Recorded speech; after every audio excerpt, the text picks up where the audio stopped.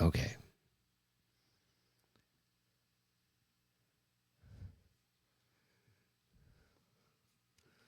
Hi, this is Steve Paikin, and you're listening to one of the absolute best. Here's Toronto Mike. Would you record one for me, Ed Keenan? Oh, I love that you got the local media personality promos.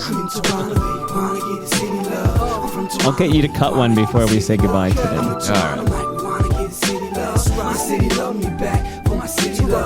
Welcome to episode 1726 of Toronto Mic'd, proudly brought to you by Great Lakes Brewery, a fiercely independent craft brewery who believes in supporting communities, good times, and brewing amazing beer. Order online for free local home delivery in the GTA. Palma Pasta.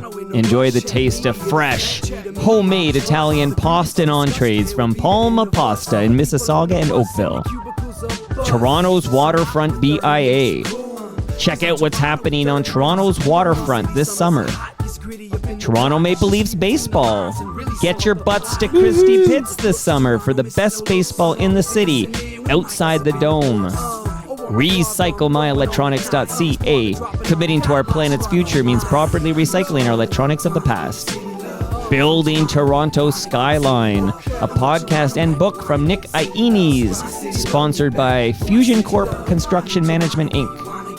And Ridley Funeral Home, pillars of the community since 1921. Today, joining me for his quarterly appearance, Ladies and gentlemen, from the Toronto Star, boys and girls, in parts unknown, it's Ed Keenan. Hey, how you doing? How you doing? I have a guy coming over later this week. His name is Scott MacArthur. Are you familiar with the name Scott MacArthur? He did Afternoon Drive on 1010, The so. Rush, yeah. and he was on TSN, and then he was on 590.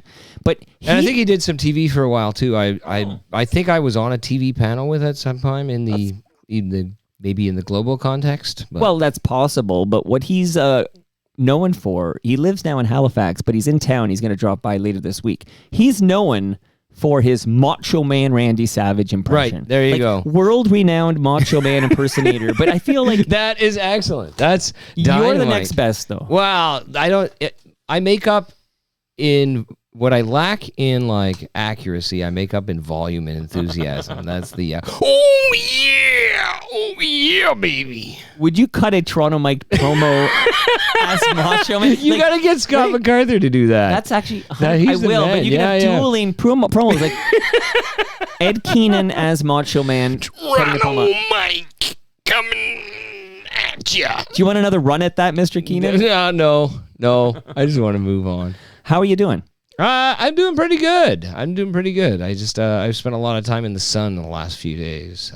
Too much time at softball tournaments. Oh, yeah. Watching and coaching my daughter, and so that's a good way to spend time. But if my brain takes temporary vacations, that's why. It's because it's been baked all Welcome weekend. to my world, Ed. Yeah. Nobody will notice. Okay, that's how my brain. That's my default setting. Excellent. Okay, excellent. Now, you're normally the first Thursday of every quarter. That's right. And you were unavailable last Thursday, so we pushed it all the way to Tuesday. I'm telling you, if you saw the hundreds of angry emails I got saying, "Where's Keenan?" People who have it in their own calendars. Yeah. Because that's how it comes up for us, right? It's just a calendar notification, and typically no other communication except that last week I had to send you an email and say, "Hey, look, I'm going to be out of town." Right.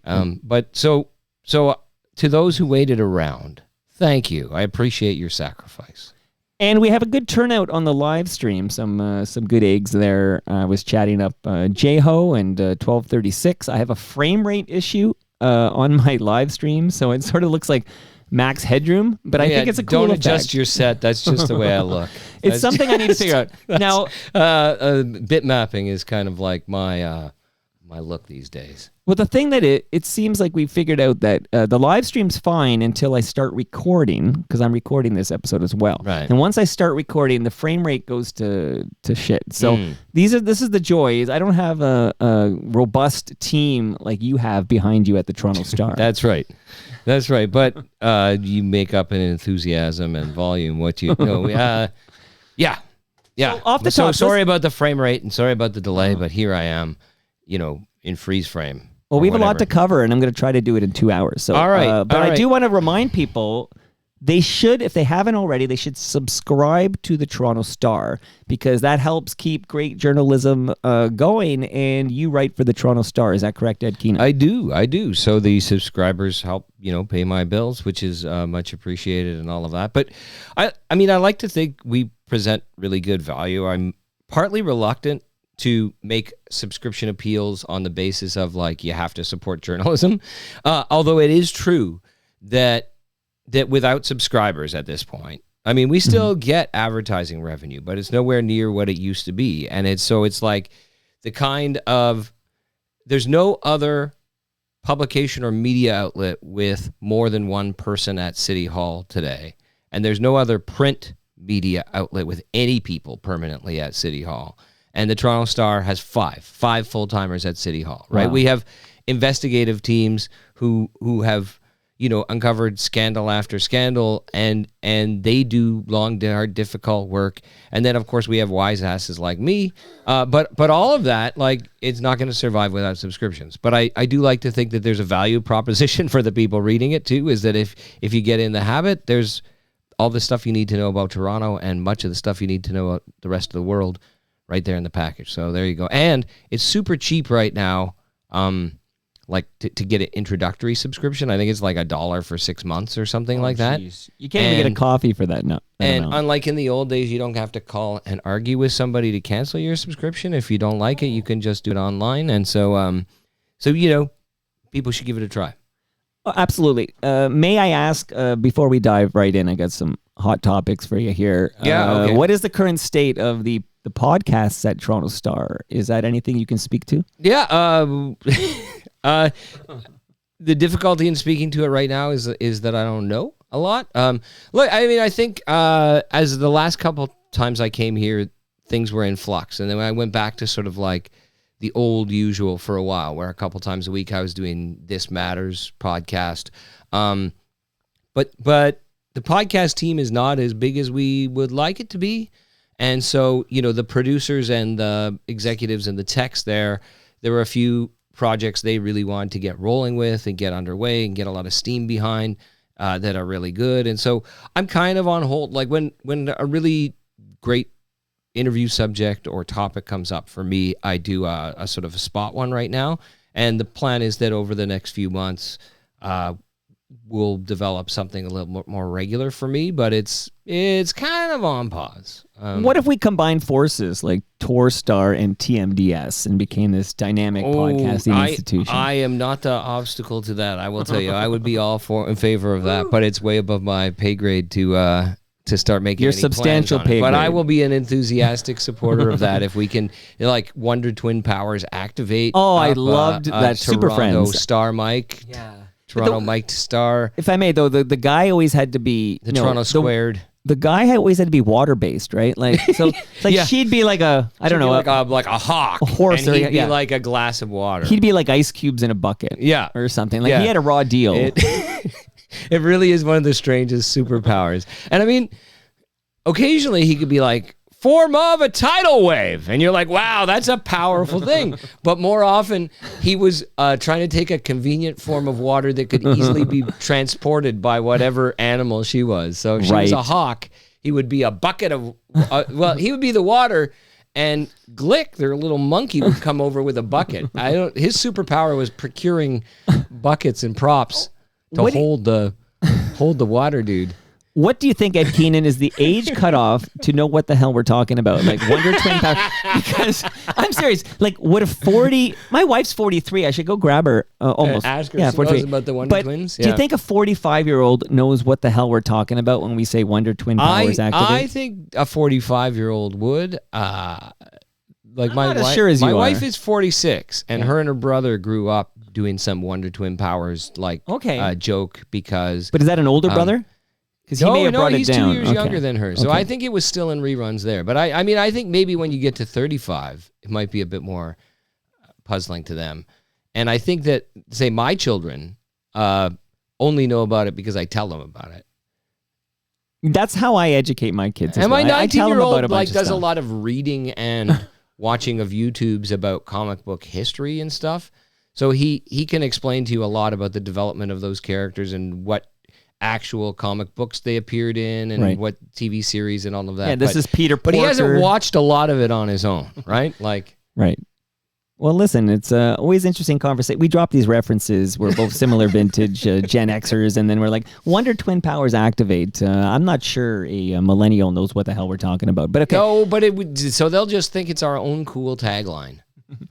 Did you? Now I'm going to put you on the spot, Ed, and we're getting into it now. But have you listened at all to any Toronto Mic'd episodes, specifically the recent debut of Josh Matlow? So Josh Matlow, to any Toronto Mic'd episode? Do you even listen to this program? I sometimes do, but I admit that your pace of episode creation is so high that I miss a lot. But I did not listen to the Josh Matlow. Okay, because I would think you would. That's where we're driving towards. So I would think you would cherry pick, and you might see Josh Matlow, and you might, considering your line of work, you might be interested in how does Josh vibe with Toronto Mike in the basement for an hour or so.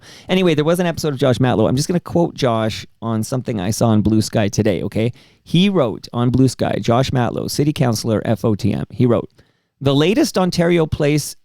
Is it Terme? Have we decided what it is? Terme? Not Therme. Is it Therm? Is it? I don't know. Okay, well, I'm going to say Therme until someone corrects me. That's what I assumed it was. Okay, see, there are words like with Thomas, for example, right? Thomas is TH. So what do I know? True. But it's got to be like the same root word as thermal, like thermal oh my God, spa right. or something, right? Like you're making some sense here. Okay, the latest Ontario Place Therme spa rendering are an admission that the private company, along with the Ford government, are scrambling to figure out how to put more lipstick on this massive tax dollar sucking, island hogging pig. So those words belong to Josh Matlow. Yeah. But have you seen the renderings that kind of were released this week? Well, man, now I'm really on the spot because I thought you were going to ask me about the parking lot and all of that. Talk about what you know. And the Doug Ford renderings that we got, a week or two ago, and I do think the 5-story parking garage is like compounding like injury on injury, but I haven't seen the latest renderings that he's commenting on. What are they? Have you seen them? Yeah, there's some it's a new replacement for, I guess, the Budweiser stage. Right. Okay. Is there? So it's just fancy new drawings of what. Ontario Place will look like, apparently. So, I think I have seen these, and they don't look a lot different. Like, they have nothing about them changes my mind, right? About how things are going to go here. But the bigger Budweiser stage we knew about, and there's more advanced drawings of the sort of like revamped science center that's going to be, the old Cinesphere and the old pods. That were part of Ontario Place back in the day will be the new Science Center, and there'll be a new building affiliated with that.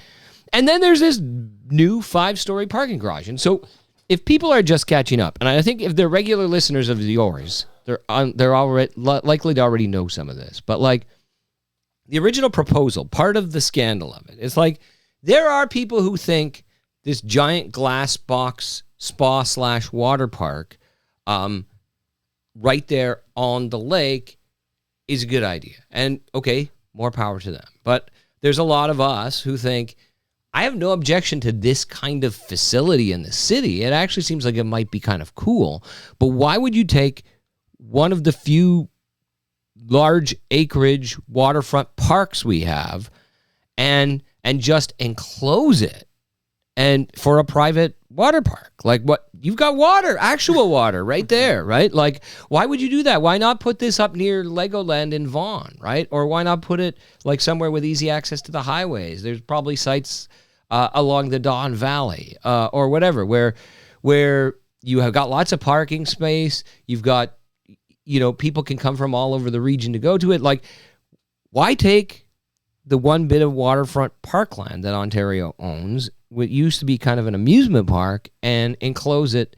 So, like, nothing about these newly revamped drawings and the beach space they're planning and all of that that should be open to the public, but will be more difficult to access, and all of that changes my mind about the project. But part of the scandal of the original proposal was not just like, oh, this is what they're going to do. And this is potentially the sweetheart deal that this company was given on a 99-year lease to do it. But that the province had guaranteed they'd build like an outrageous amount of parking spaces, and it was the plan was there would be an underground parking garage. And because Ontario Place is built entirely on fill, like 100 years ago, that was part of the lake, and we put dirt and construction fill and whatnot there to create this island or this little peninsula off the lakefront.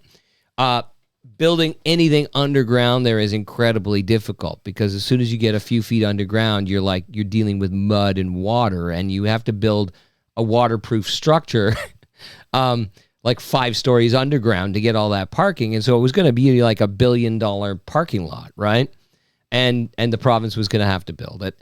And so then Olivia Chow had said, like, well, what about Exhibition Place is right across the street. You could put a parking lot there. It's already a giant parking lot for most of the year. Sure. And also she was saying maybe some of the older, I mean, if 1236 is listening, I know he would.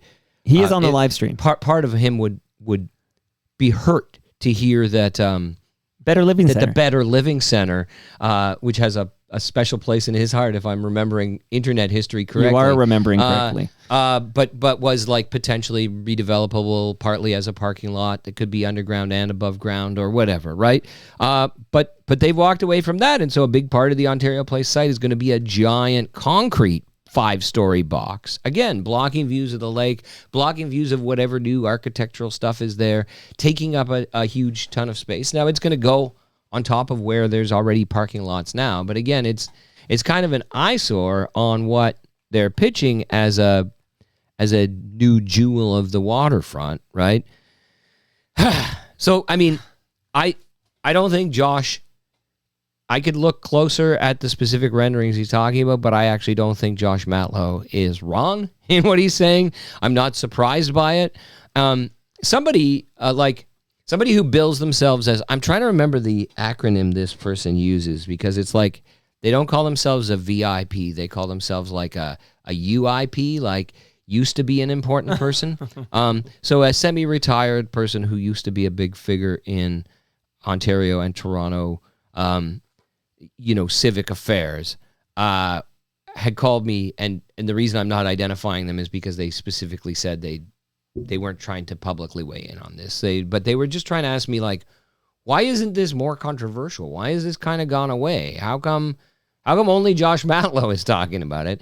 And, partly it's the deal with Olivia Chow, but I think partly a lot of the people who are even like supportive of the activists on this, but it feels like there's nothing you could do to change the premier's mind. Like that they're just marching ahead. Right. And nothing's going to make any difference. Well, you mentioned, so I'm going to read another quote from Matlow on, I pulled from Blue Sky, but this is back when they were talking about the parking spaces. He wrote, Ford is proposing 1,600 Ontario Place parking spaces. Mm-hmm. Assuming a full lot every day of the year, a generous assumption, he puts in parentheses, and even granting some turnover, in parentheses, let's say 2,000 entrants a day, the province would still have to charge $82 per entrant to total $60 million a year. Which is what they say they're going to make on it. Yeah, and the math just does not math. The math does not math up. There's no way that they're going to get the kind of revenue out of that parking lot. Like, and unless you're charging like $80 or $100 a day, but these are generous assumptions to begin with. Like, there is a giant parking lot, like 12 months a year, directly across the street. Right? That, if I'm remembering right, costs about $15 flat rate. Are you talking about like if you were going at to the BMO exhibition Field? place? Yeah. If you were going to see a soccer match or a Argos like there's game a few thousand parking spaces in Exhibition Place most of the time, right? There's a underground one under the convention center there. There's the surface parking lots right on by both the sides of Coliseum. BMO Field and way over near the Dufferin Gates as well. There's more of them where the Children's Midway goes during the X, and and then there's like some parking lots up in Liberty Village too. Green peas and whatnot. So, I mean, it's not It's not like, and how expensive is a visit to the new science center going to be if it's $80 a day to park? I don't know.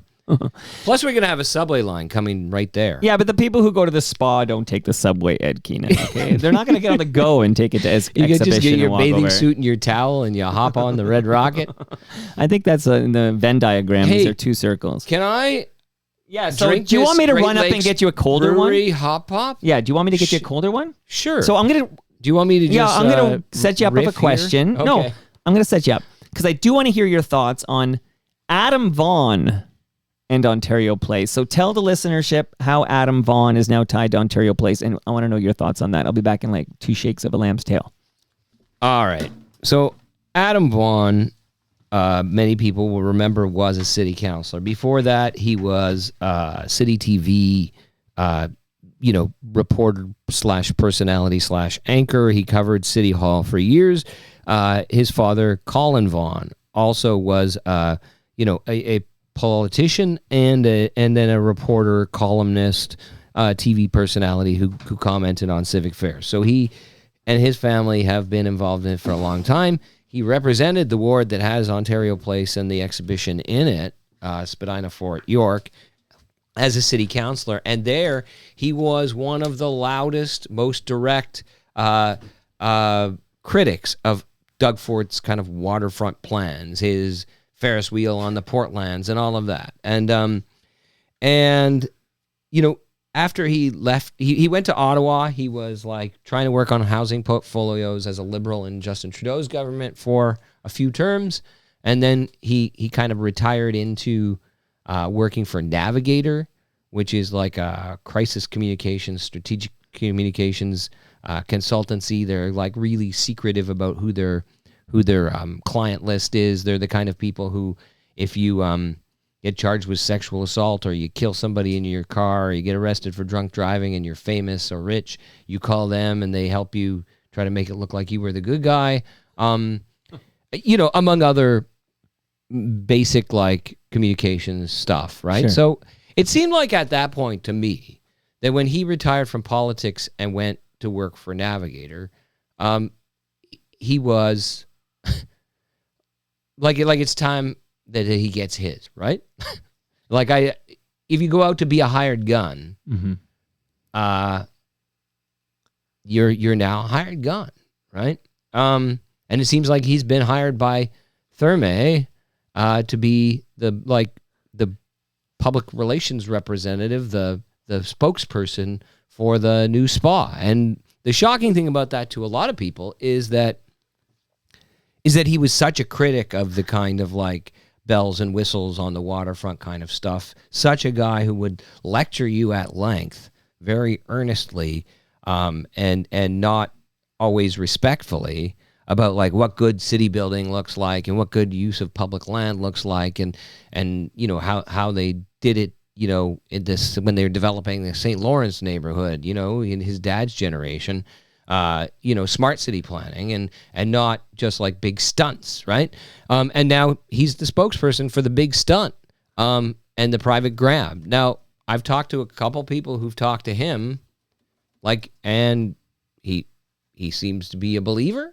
like maybe he doesn't feel like he's compromising anything. Maybe he does think this is a good idea. But it was a bit of surprising that to some people who, his name used to get bandied around as a potential mayor of Toronto and all of that. And to see him now, sort of be the hired gun spokesperson for the company that a lot of the people who would have voted for him thinks is the boogeyman, is kind of a surprise. Wouldn't you love to know how much remuneration he's receiving, what compensation he's receiving for this role? It's a fair number. I can only speculate. It would be substantial enough because I feel like this is a reputation destroying. Certainly among a lot of his constituency, right? This is the thing: is there are people who could take this job, Mark Saunders or whatever, right? Who nobody who liked them to begin with is going to care, right? Like nobody who liked them to begin with is going to think this is a bad thing. Whereas Adam Vaughan, a lot of the people who would be his most enthusiastic supporters in most contexts, who think he's the spokesperson for us, they think, now think he's gone to the dark side. And he's like, I mean, one thing, assuming Adam Vaughan says, and taking him at his word for a moment, that he actually thinks this is a good idea, and give Doug Ford credit when credit is due. The plan to revitalize Ontario Place, it's been a dead space. This Therme Spa is going to bring people down there. As part of the plan, they're going to build some revamped beachfront, do some environmental cleanup on the lake. There's going to be the science center there and all of that. Taking him at his word that the reason he took this job is because he believes in the project. The inconvenient thing for him, what makes it doubly kind of hard to explain or feel credible, is that it's like every high-profile person who's spoken out in favor of this spa. There was a big report that Richard Florida's organization did that was commissioned by Therme, right? Sure. There was the Lake Ontario waterkeeper started really speaking out in favor of the cleanup that was being done and all of that. And then it turns out there's some financial arrangement there, right? It's like everybody who comes out to speak in favor of it, turns out, is getting paid. And all the people speaking out against it are just legitimately concerned, right? They're not paid lobbyists opposing it. They don't have some alternative money-making use that they're in favor of, right? So Ed Keenan has cracked open his hop pop from Great Lakes Brewery. There we go. Enjoy. It's fresh on a summer day. By the way, I'd like to remind the good people at Therme that there are sponsorship opportunities on Toronto Mic'd, and perhaps the next episode is me singing the praises of our wonderful new, and I'll do a day at the spa. What an amazing thing we have here. I can bike to this wonderful spa.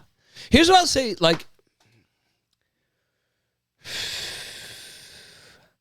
I think there's a fair chance that in 40 years or whatever, maybe not you and I, but maybe we'll be dead. Our kids in Toronto, right? We'll look back and say, the new Ontario Place is great, right? There's water slides and stuff they got in there. The big concert venue, the science center is where, I go with my grandchildren and all of that. It's what a treasure. And but this is kind of what I think about our co-hosting the World Cup too, is that I think there's a fair chance it's a hell of a party and that it's fondly remembered. And I still think it won't be worth the money we're putting in, right? And I think there's a good chance that this spa and everything else around it is going to turn out to be a decent tourist attraction in the neighborhood. It's going to become a place that people in Toronto and Ontario like and create good memories there and all of that, which still doesn't mean it's the best thing we could do with it. Well, still doesn't mean it's a good deal for us. The taxpayer money. How much money are taxpayers putting into this private spa? Well, I mean, they gave up the land on a lease that's not going to return much revenue, and then we're building this parking lot. So whatever the cost of that parking lot is, minus the revenue, and then whatever opportunity cost for what we could do, right? So I don't think we're not paying Therme to build it, right? They are paying to construct it, and they are also paying for other things around it. But you've got this land at, what could we sell it for? What could we lease it for? And their long-term lease deal, I don't have the numbers in front of me. I have looked them up. I wrote at some point, it wasn't the whole point of the column, but I discussed in the column the revenue it was expected to return back. And I think over the term of the lease, it works out to, I could be wrong, but I think it was in the ballpark of $20 million a year or something that they would wind up getting back from it. And it's just given the value of that land, that's not a strong return on that investment. It may have been dramatically even lower than that now that I'm thinking about it, but it was, over 100 years or something, we're going to get a couple $100 million, right? And that's not, you could just charge admission to the old Ontario Place and make more than that, I think, right? So I'm gonna move us off Ontario Place because I did pledge to myself keep this 2 hours. But before I move off from Josh Matlow, who you should listen to on Toronto Mike, he dropped by fairly recently. It was in June, but I told him about my fantasy where I bike to the island. Okay, I still have this. I can see it. Like I close my eyes and I'm on the waterfront trail, and I'm biking to the island, and he's proposing this gondola. It's I kind of vision it like the midway. You have the gondola that went over to CNE. like cable cars in the sky, right? That hang down. They used to have that. They still have some version of it now at the CNE, but there used to be those ones that you'd get in. You could go all the way across on the midway on when I used to work there. I remember, but he makes a compelling argument. Like I'm starting to wrap my head around it, but how viable is this? Like, do you have any thoughts on Josh Matlow's proposal for this gondola to the island? Well, the city's going to study like bridges and or gondolas and or whatever, and I think like whatever we want to build is going to be difficult, which doesn't mean we shouldn't build it. Right. Because I do think the number of people who would like to get over to the Toronto Islands is like severely limited by the ferry service that we have. And even if the ferry service improves over the next decades, and it's going to be decades before they get real significant improvements there in the terms of like, you still kind of bottleneck up all in one place. And so it's like if there was a pedestrian bridge or a tunnel or a gondola, on the Eastern Gap near Cherry Beach, and yet that is a shipping channel, right? That's all the big shipping boats that need to come in and out of the Toronto Harbor have to come in through that gap, right? So you would need either a lift bridge or a gondola that's suspended high enough in the air that and, does the city own enough land on that side? Do we have, parking lot space? Do we have there's a lot of complicated questions, but for so long, the city was resistant to even discussing it. So the value here is that they're actually going to study this now.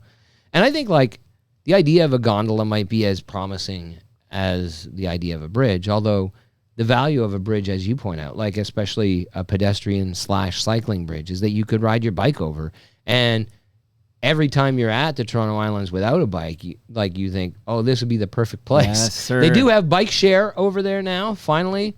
And that's a real improvement if you're a bike share member, like getting around on the island itself. But, I think it's worth looking at, but I don't think it's going to be soon. And I don't think it's going to be quick or easy or cheap if we do it. But that doesn't mean it's not worth doing. So, Ed, we started at Ontario Place. Now I've got us taking a gondola to the island. I envision myself with my bike on that gondola, okay, when I close my eyes. So now you want to talk about Bluffers Park, or are we moving east on the waterfront? Well, before we leave the waterfront, I want to welcome a brand new sponsor, the Waterfront BIA. Is a new partner of Toronto Mike. And what I've decided I'm going to do this summer is I'm going to shout out upcoming events that are happening on the waterfront. So I actually attended with my family a Filipino festival that was at the Harborfront Center there on the waterfront. I was there on Saturday, and that was a great deal of fun. But I'm here to tell you, July 12 to 13, so this weekend coming up, celebrate the Festival of India Chariot Fest at Center Island. After, they're going to have a parade on Yonge Street, and then the Chariot Fest celebrations will move to Center Island for the rest of the weekend. The festival is open and free for all, offering something for everyone with its diverse mix of celebrations and fun. The waterfront's amazing, right, Ed? We love the waterfront. Yeah, but what is a Chariot Fest? Oh, you're asking tough questions here. Oh, okay, sorry. I don't actually. I'd have to Google it, but maybe Moose Grumpy can put that in the live stream. Chariot races? And if so, you ever seen can Ben you Hur? Participate? Yeah. You ever heard of Ben Hur? Okay, so India Chariot Fest sounds amazing. I'm going to get more detail from correspondent Moose Grumpy later in the program, but I wanted to give some love to the Waterfront BIA. All right. And how's your hot pop? That is delicious. And refreshing. I want to shout out the Island Cafe, which is on the island, which is reopened. They had a fire last year. They have reopened. Oh, good. They have reopened, and they serve Great Lakes beer there, and there's a great episode of Between Two Fermenters, which is hosted by Troy Birch from Great Lakes, where he talks to the owner of the Island Cafe. This is shortly after the fire. Yeah, brand new. They have a special beer that Great Lakes made to commemorate the reopening of the Island Cafe on the island. All right, I'm gonna have to go over there and. You want to go together? Yeah. You want to go together? Okay, I would. Can you get Toronto Star to expense we go to the island and we eat and we drink and do Wonder Twin Powers Activate podcast from the islands. Maybe we'll kayak over there. Yeah. Okay, but we'll work on that. Okay. Yeah. I know why you're here, Ed. It's not just because it's your quarterly appearance and you're obligated to be here. I know you want a Palma pasta lasagna. Yeah, that's my kids will be happy. I've got one in the freezer for you. Because, they're always big on the podcast pasta. And I have gone and bought Palma pasta lasagna as a result of enjoying it so much from here. So I am not being... Well, I guess I was going to say I'm not being compensated for this, but I guess you do give me free lasagna when I come by. So you get free lasagna, but I know that's true. Say, honestly, we enjoy it quite a lot. And I'm... I love lasagna. It's one of my favorite foods. It's one of my kids' favorite foods. Me too. And so I buy a wide variety of frozen lasagnas, and some of them are not so great, and some of them are okay, and this one is legit good. When I always say, people are like, oh, you're being paid to talk about it, which is true. But before I ever got a penny from Palma Pasta for doing any kind of promotion, I hired them to cater my wedding in the distillery district. Okay, so I always feel like I chose Palma Pasta, and again, this wasn't a free thing because let's make Toronto Mike happy. No, I got an invoice, a full invoice. I paid the full freaking invoice. Okay, so I paid for catering from Palma Pasta, and this wedding was about 12 years ago, and I feel like that's the greatest endorsement that I went to. Palma Pasta and said, cater my wedding in the distillery district, and it was amazing. Before they were your sponsor. Before they were my sponsor. So that's a true story right there. I want to give you one more gift here before I ask you. So enough Josh Matlow talk. Brad Bradford's like, let's talk about me for a minute. Amber Morley's have like, have you had Brad Bradford on the program? Yeah, several times. Okay. And he was here fairly recently. So since your last visit, he came back to chat me up about a number of issues, which we'll get to because I want to talk about the bubble zone and a lot of other stuff going on here. But I'm sure I've given you this in the past. If not, please. Yeah, this is the history of Toronto Maple Leafs baseball, and they play at Christie Pitts. Yeah, you gave me one, and I have it at home, and I have flipped through it. And then also, my brother-in-law's brother. So like my sister-in-law, my wife's sister, is married to a guy, and his brother was a player on the Toronto Maple Leafs. Is he in the book? He is in the book, and so I took a second copy on a different visit that you gave me, and I gave it to him, and he was tickled to see it. There was also my grade 9 math teacher, Larry Downs, is in here. While he was my teacher, he played for the Toronto Maple Leafs. And that's amazing. We went out in the summer and saw a couple of his games, and so it's fun. It's fun to look at the statistics. I have a question for you, though. Yes, sir. About the Toronto Maple Leafs this year. Okay. I was so excited to go on opening day and see the new Japanese pitcher, Ayami Sato. I've seen her pitch a few times. And then my own family had a baseball tournament that weekend, that day. I could not go. So I wanted to know, how's that going and how's she doing? Okay, so I've seen her pitch 3 times. The first time she was lights out. It was 6 up, 6 down. She was unbelievable, just tremendous. And she made a great fielding play and threw to first, and she was great. The second time I saw her in a game, which was the day that snow threw out the first pitch. So I was hanging with the snowman, okay, as one does. By the way, are you a fan of Snow? I only know the one song, but it's still That's bangers, enough, right? It's a banger, right? Okay, well, Snow's the official ambassador of Toronto Maple Leafs baseball. And he was at TMLX 19 at Great Lakes Brewery just last week. We missed you there, Ed. I know you're a busy, busy man. But I digress here. So I saw her get kind of lit up. The fastball is not particularly fast, so she doesn't have the movement on that pitch. These guys will just crank it, hit that other diamond, hits the kids playing there. So, but then the third time I saw her, she was great again. So I think there's a little inconsistency, but she's holding her own, that's for sure. Yami Sato, it's quite a story. All right. Yeah. Well, I'm looking. get out there. I got to get out there and see. Okay, we'll her and coordinate see that the rest too. of the team soon. too. Yeah, and you can drink in the park legally. I hear that. Yeah. And you can grab yourself a You hot can- dog. And they got the hot dogs there. Yeah, let's do it. It's gotta- a best value in town, and no ticket required. Well, and tickets are free. You don't even need There's tickets. no tickets. Yeah, you just show up. Yeah, fill the You're in the hill, as park. I say. It's Yeah. great value, and it's great fun here. So I talked a lot about some Josh Matlow stuff because he was top of mind for visiting. I saw today Brad Bradford is posing with Doug Ford at the Calgary Stampede. So if you're looking for Brad Bradford, you'll find him at the Calgary Stampede. Doing the people's business. Doing the people's business.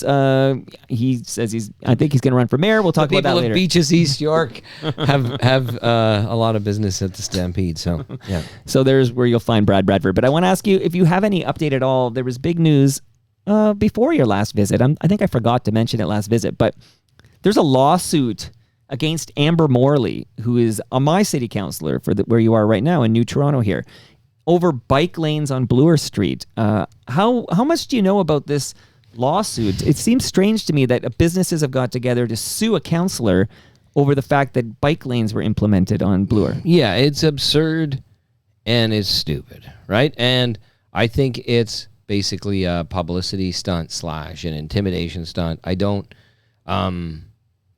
I'm not a lawyer, but I can't see any. I've been covering city politics for a long time, and I haven't seen city councilors successfully sued over like public policy decisions that they were part of making alongside the entire rest of the democratically elected city council. Like, this particular group of business owners along the Kingsway there are particularly belligerent about those bike lanes. I am an enthusiastic supporter of bike lanes, and especially those kind of protected bike lanes all across the city. I do think that one section of the Kingsway and that well, it's a Bloor Street, but it's Bloor from Street. the Kings to Aberfoyle. It's the stretch of Bloor Street that's called the Kingsway by the BIA and people who live there and all of that. So it's Bloor Street. So like you got Parklawn Cemetery, and then you're talking about what's like there's a west of there. boulevard. There's a boulevard in the middle of the road, and then they've got their lane or two of car traffic, and then they've done this sort of like the bike lanes are on the inside, and then there's a line of permanent parking traffic, right? And so part of what's been lost is that there used to be maybe no parking during rush hour, and now there's always these parking spots and all of that. And I will say that, like, I don't know if you've ridden up there and all of that. Honestly, I think I find myself on that stretch of the Bloor bike lanes. I take it to Royal York, and then I head south in Royal York. I'd say 3 or 4 times a week now I'm on these Bloor bike lanes. I will say that of all the bike lane controversies that have come up in the city, that's one stretch where I don't see very many cyclists still a year after they've been in. It's not none, but they're not heavily used like the ones, in Bloor in the Annex. They're not as heavily used east of as, Jane, like, it's Richmond more Street. popular, Yeah. you're saying, right? East of Jane Street. And I do think the city hasn't quite ironed it out yet because, like, I don't think the car traffic on Bloor Street West in that Etobicoke section was ever fast, but it does seem like a place where like over the last while, like there's a giant bottleneck at South Kingsway that happens, like where people are stuck for 3-4 light signals and the cars are stretched back blocks and blocks. And it does seem like something was broken here, whether it's the bike lanes themselves or whether it's how they adjusted the traffic signals or whatever, or the construction of a condo in where there used to be a movie theater there near just west of Jane. Yeah, Humber Odeon. Whatever the combination of factors, traffic is particularly bad there. And so I am typically very unsympathetic to the people bitching about bike lanes. And in this case, I don't necessarily know that I'm on their side, but I do think I can see why they're pissed off, more so than I can see why people in other parts of the city are pissed off, right?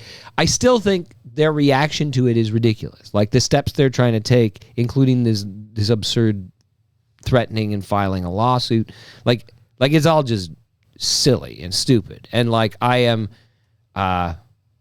privately boycotting sevevel of the most prominent businesses in that over this. Well, there's because one. I think if you want to make doing yourself that too. the enemy of the people, then I'm not going to give you my business. And there are places I used to go quite a lot, actually. So Well, that's interesting. Now, can you just remind me before I move off bike lanes? Because yeah. But like, can you remind me what is Doug Ford's government ripping out? Is it everything west of Jane? It's not even 100% settled yet, right? Like, but they're definitely ripping out everything west of Jane. But is that so Jane and east will remain?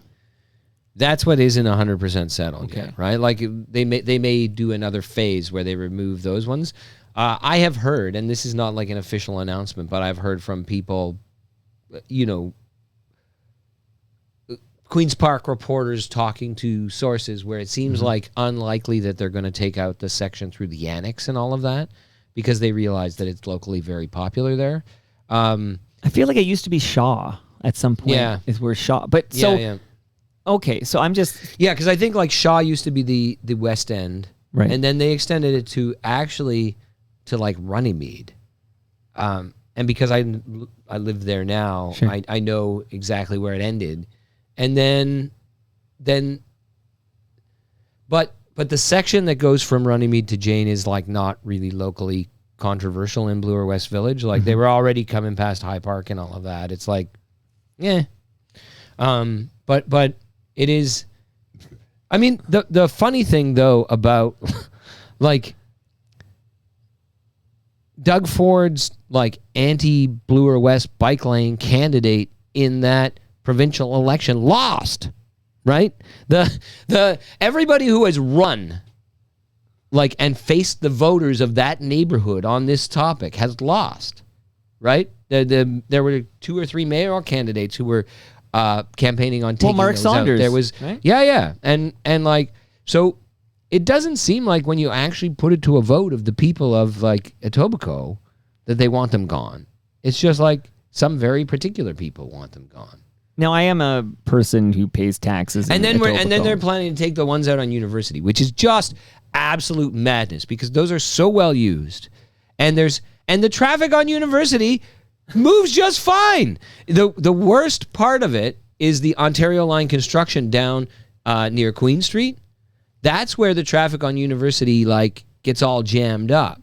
But the section up towards Queen's Park, even in rush hour, like there's no gridlock. It flows. You have to stop at a red light every block, but like it's not like they're backed up for blocks and blocks. It's like you drive and then there's 2 cars in front of you and you stop at the red light, and then you drive again and you got to stop at the next red light and there's 2 or 3 cars in front of you. Like it's like there's lots of room there. It's fine.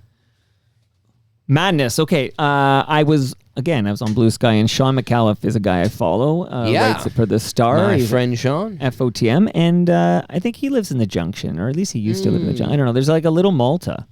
There is a little Malta, and he's Maltese, and he has family there, but I don't think he's ever actually lived there. I think he spent time there because of the Malta connection. Okay, I do a walk of my son every Friday, and we start at like Dundas and Runnymede, and then we walk like Dundas to where Dundas hits Bloor by the Dundas West subway station, and then we take Bloor to Runnymede, and then walk Runnymede back to Dundas. Like we do that route every single Friday. Because of like some places you're going, or just because that's your ritual, that's your tradition? Yeah, it's our ritual. There's no destination there. It's just that's our route. Like you go for a walk for the sake of doing a walk, and this is where we like to walk. Yeah, this is a walk and talk. So my ex-wife lives in that neighborhood. But my oldest and I have this walk and talk ritual, and we do that route. So shout out to Malta Park and Little Malta and the pastizzis you can buy there. That you can get at the Malta bake shop there. But Sean was basically I don't know I always want to say tweeting. I might just say tweeting, even though it's Blue Sky. Yeah. Skeeting. I don't know. Skeeting. Posting. Okay. Yeah. So he was posting about how John Tory is filling in for John Moore on 1010 this week, at least yesterday. As the morning man. As the morning show. And talking about city issues and stuff, John Tory. And of course, John Tory is mulling over another run for mayor. And I'm wondering what your thoughts are on the inevitable John Tory versus Olivia Chow. Take your time. Well, okay. I'm torn here. Because part of me thinks can't we get some new characters in this drama? Like we're in like season 20, and like this is the guy who initially lost to David Miller in 2003, and then I served 2 terms for mayor, and Olivia Chow, the current mayor, who I think she's doing a fine job. I don't think it's time for her to retire or anything necessarily, but it's like she's been around for a long time. Between John Tory, Olivia Chow, Doug Ford, they were the characters who ran in 2014 when Rob Ford was on the way out, right? And it's like it feels like an awfully long time where our city politics is just dominated by the same few people, and it does feel like maybe it's time for some fresh blood, at least to come in as the options. That said, like John Tory left in scandal, but he left of his own. It was a decision he made, right? Like he had just won a landslide re-election. If he had run in the by-election to replace himself, there's a very good chance he would have won. He remained popular. People thought, despite the improper behavior in this relationship he had while he was mayor, that was something they could get over. I mean, they told pollsters that and so we never sort of got this showdown. And I think it would be a fascinating election between them.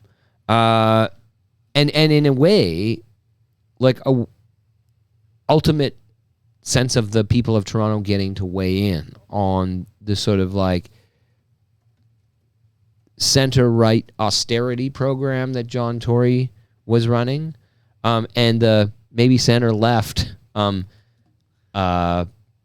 got to pay for what you want program that Olivia Chow is running, right? Like there's a difference between these two people, but they're both, as far as I can tell, widely popular.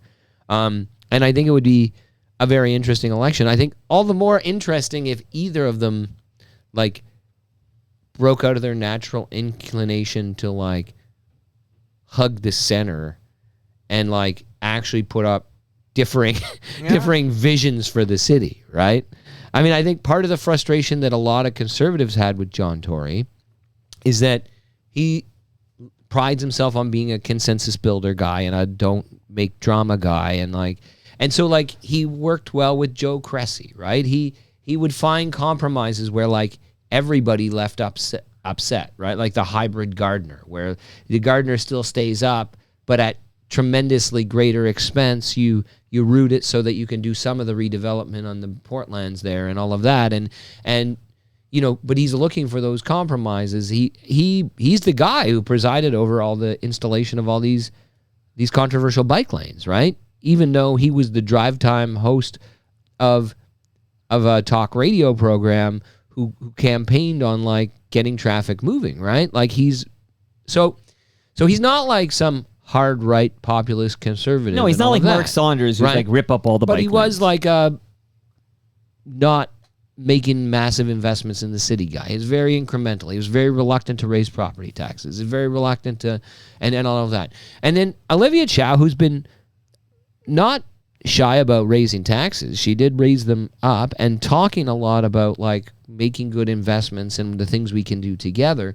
But then in practice, he's like not really fighting on behalf of bike lanes, not introducing any new bike lanes herself, not putting up a fight over Ontario Place, the investments she's making. And I mean, she'll say like, well, we cut the state of good repair backlog at the TTC in half. And that is something, right? Like that's big. She's talking about her school nutrition programs that she's introducing. And again, like potentially very, very good, but is not like transformational. It's not like this guy who won the Democratic mayoral primary in New York who's like talking about like socially funded, like government-owned grocery stores and like free rent, like and like he's talking about transform, like bold stuff. I think both Olivia Chow and John Tory, in their way, want to bring everybody along. They want their opponents to respect them and like them. They want average people to be on board with what they're doing. Right. And that keeps them from rhetorically really embracing the differences in the two of them. But I mean, I think it would be an interesting case. I do think, like, there's very early now, but there's been some polling about it, and it does look like they run 1-2. All the polls I've seen so far have Olivia Chow ahead of John Tory, like not way out ahead, but ahead of him. And I mean, that could be a problem for John Tory, or part of his deliberations, is that, like, if he's not starting as the obvious favorite, he's got ground to make up.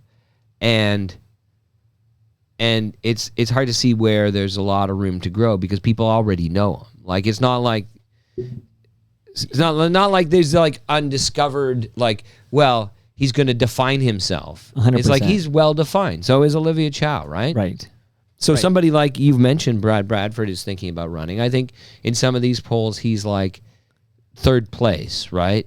Among a list of candidates, and like it may be a okay third. And I think he feels like that may be a decent place to start, because if John Tory doesn't run, then he's maybe the default right-wing guy that's starting in that position. But even if John Tory is running, it's one of those things where, like, he has room to grow, right? And if John Tory's stalling out, Yes, it's then interesting. maybe he's got room to grow, right? And again, I respect Brad Bradford. He listens to the program. He comes to the events. I have him over often. I like talking to Brad Bradford. He's an avid cyclist, like you and I, Ed Keenan. Okay?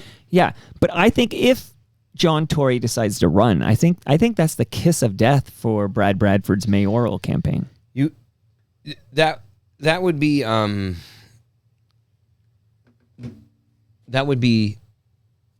the default assumption, right? Like I think Brad Bradford hopes he can. So, like, He'll be the anti-Olivia So vote. like look at 2003. People would say, why is David Miller running, right? Barbara Hall is the left candidate, and she's starting with a commanding lead over him, right? This is going to be a race between John Tunziata and Barbara Hall, or John Tory and Barbara Hall, right? Right. And yet David Miller's path to victory was always going to be that Barbara Hall didn't capture people's imagination. And if she looked like she was in a really tough race or going to lose to one of those right-wing candidates, that people would see the guy who's kind of growing the fresh new face and say, you know what? This is our anybody but John Tory candidate. This is our leftist champion, because this all one who started with this big lead is old and busted. She hasn't been able to build on that lead and all of that. And I think that would be Brad Bradford's hope, is that if John Tory doesn't pick up steam against Olivia Chow, if he's kind of stalled out at her, that you get like a hurting where, like, oh, this fresher, newer voice. He's been a city councilor for a while. He ran for mayor before, but still, like, he's relatively youthful and he's somebody different. Like, maybe he's the guy we go to. But then you wonder, too, if there's other new faces we're not thinking about who would enter and completely shake up the dynamics of it. And of course, this is not a by-election, so you cannot run for you can't keep your city councilor job if you run for mayor in this next mayoral election. No, absolutely. It's a little different. Absolutely. Lost is good. Do you, Ed Keenan of the Toronto Star, do you think John Tory is going to run?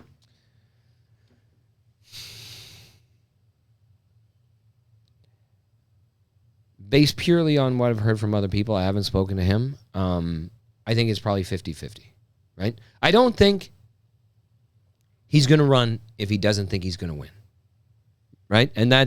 But nobody's going to make any assurances, right? He did beat Olivia Chow before, but the circumstances were different there, right? I've been interested to see, like, I think Olivia Chow is doing a fine job as mayor so far. Yeah, that's my next question. How do you I don't think she's doing? setting the world on fire, right? Like, and I do think that there's, like, and maybe I'm misreading other people. Like, maybe she hasn't quite captured my imagination as mayor, right? Like, she seems to be managing things and, like, rearranging the management. She was recently in to talk to the editorial board of the Star, and I was in that meeting, and part of, she was talking about the change in leadership now, right? Like, there's going to be a new head of the Parks Department. There's a new CFO. There's a new, like, so she's now getting new blood in place in the bureaucracy. And she's got a few of her big projects on the go and underway. but there's no government funded grocery stores. There's no like the rent is too damn high, like showpiece in the window where everybody can say that's making our life better, or that's making our neighborhood better, or like this is a transformational moment, right? She's not, and so maybe it's unfair to say that, because certainly like John Tory wasn't doing that kind of stuff either, but it's like, or no mayor really does that in Toronto, but it is like, it does feel like it doesn't feel like there's a candidate right now that has a movement behind them. It's more like a couple broadly popular people, right? I feel, because I know when, I think it was the 2014 election, when it was Doug Ford, it was John Tory and Olivia Chow, right? Yeah. And Chow finished third. Yeah, she started that race in first place and finished in third. Yeah, according to polls. Me and my circle who discuss such things, we feel Olivia suffered quite a bit from strategic voting in that particular election, where many a Chow supporter held their nose and voted for John Tory in an effort to keep Doug Ford away from becoming mayor. Yeah, I do think she did. And I think she didn't necessarily do herself any favors in the way she campaigned by trying to like emphasize a centrist to her centrism. Like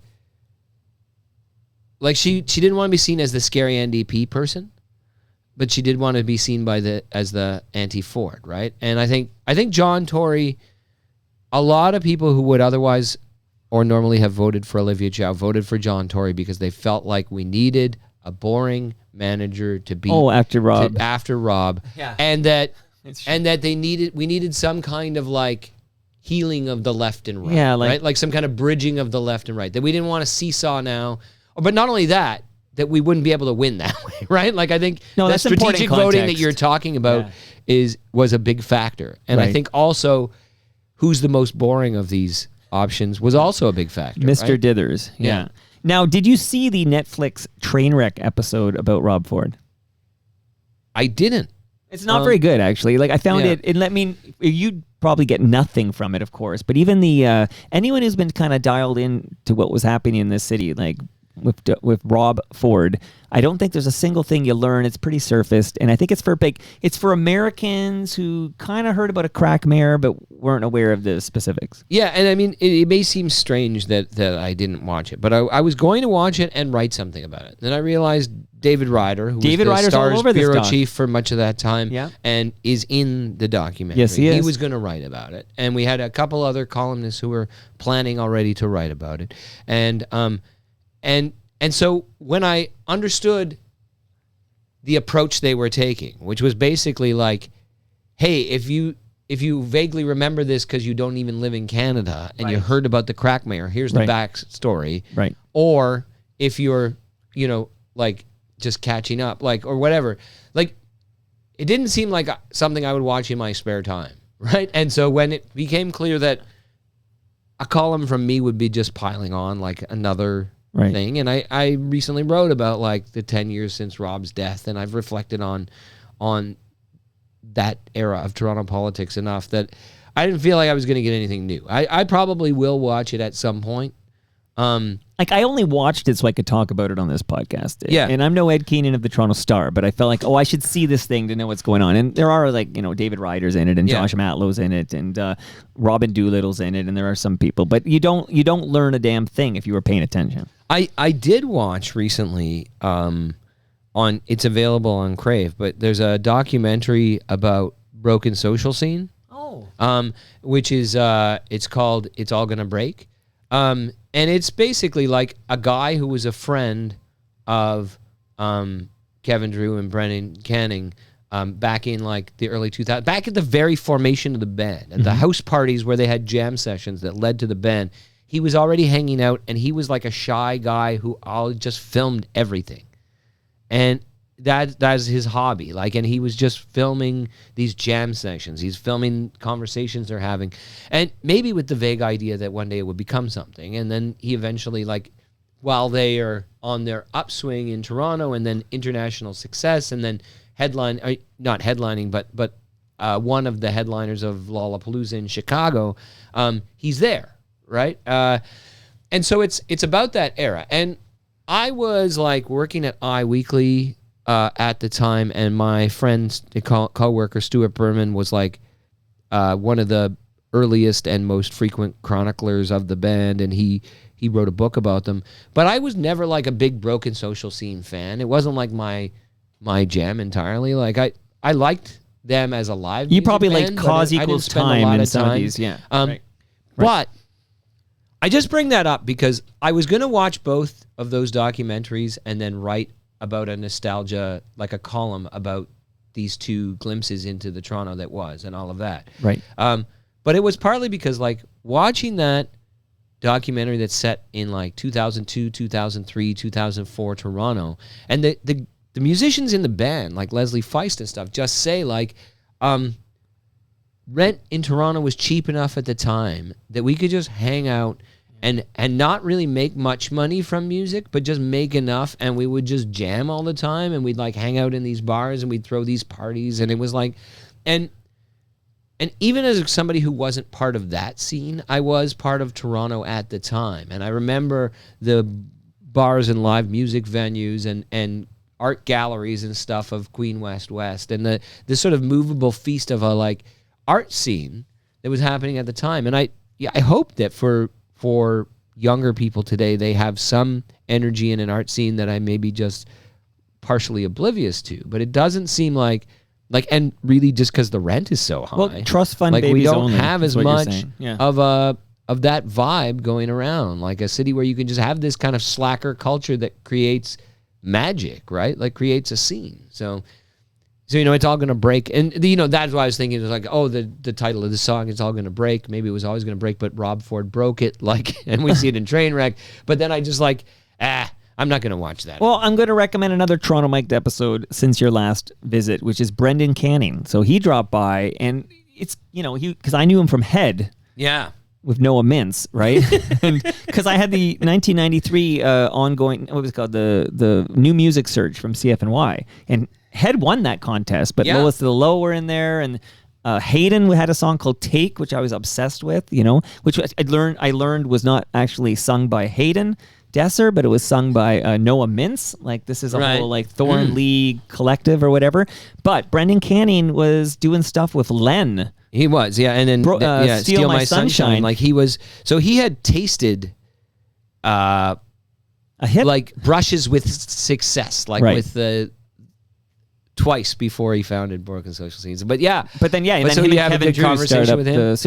So there was a lot of good talk about coming out of Len, because you can talk to him, like, he doesn't feel he got some money but wasn't fairly compensated for what he brought to Steal My Sunshine. And if you listen to the album version of that single, not the radio edit, but you can hear Brendan talking, like there's talking on the song, sort of like the Sweater Undone, the Sweater song by Weezer, or Drinking in LA by Brand Van 3000, or Popular by Not a Surf, where people are talking over the song, which is kind of a thing we did in the 90s. But you can hear Brendan talking here. So listen to that episode. Also, go to recyclemyelectronics.ca.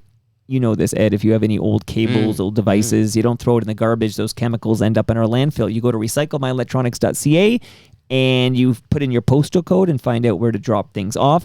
The VP of No Sales says Chariot Fest used to be known as the Festival of India, and it's been taking place in Toronto for over a half century. Its rich history actually stems from thousands of years of tradition and heritage. It begins with a parade down Yonge Street with 3 giant floats that are hand-pulled by thousands of attendees and spectators amidst melodious singing, chanting, drumming, and dancing. Like, it sounds bananas, and then they're going to move it to the island, which is what we were talking about earlier, but that's what Chariot Fest is all about.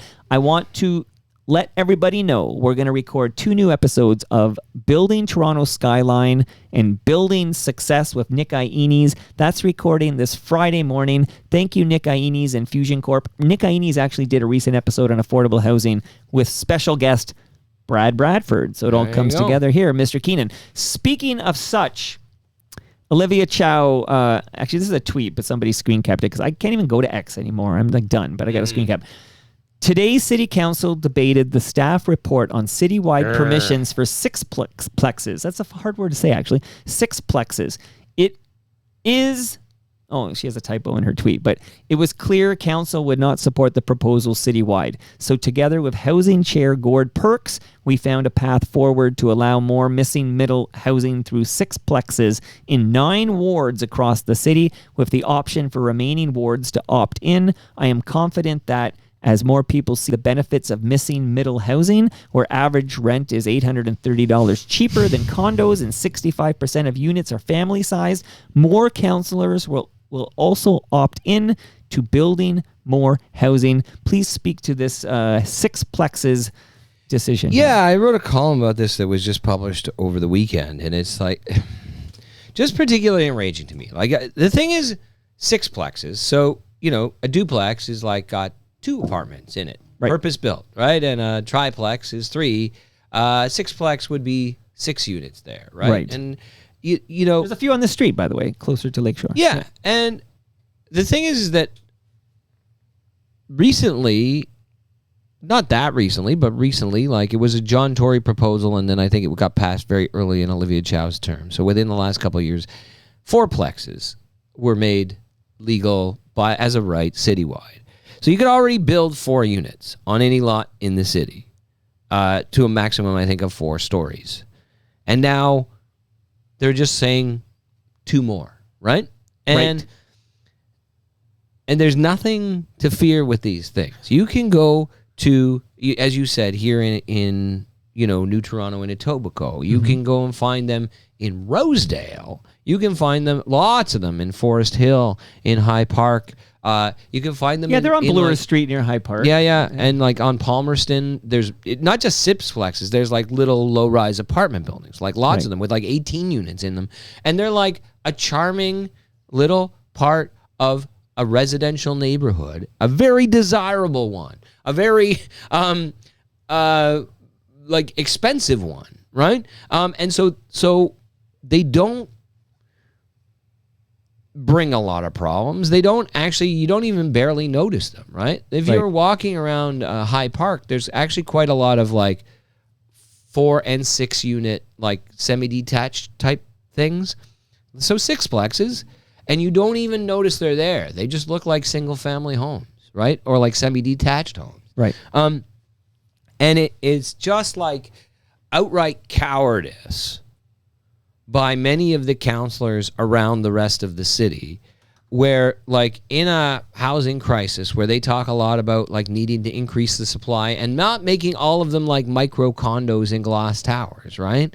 The gentle density they talk about, they just are still going to cater to old people who bought houses in the 90s and whose philosophy of the city is, I got mine, right? Like, my neighborhood is perfectly affordable because I afforded a house in it. Yeah. Right? Right. There's nothing unaffordable about that. So what are you talking about? Bringing in Skid Row people here with your 6plexes? Where are they all going to park? How are they all going to... It's like, it's just ridiculous. And so like there is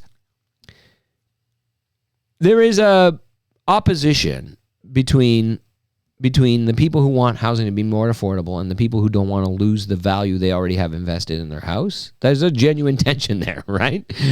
If housing prices in general come down, that means, existing homeowners lose theoretical equity that they have in their house right now, right? So there's that genuine tension. But I also do think that like that tension exists in all politics, right?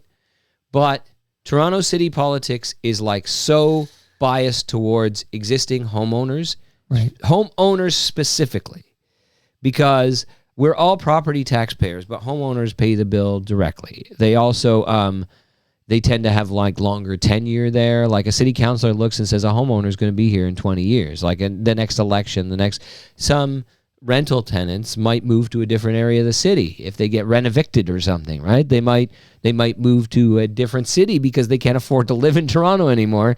And so it's like everything's biased to existing homeowners. And I think the existing homeowners who are like really objecting to a 6plex possibly being on their block are like Chicken Little panicking over absolutely nothing. Jeez. But they still do panic because as a rule, homeowners in this city, especially the ones who live in like Etobicoke, some of the more established regions of Scarborough and North York, as a rule, their general approach to everything was like nothing in my neighborhood should change at all. Right. I was the cherry on the sundae that completed this neighborhood and made it perfect. When I moved in, that was the last change this neighborhood needed. No further change is allowed. No more joiners. Yeah.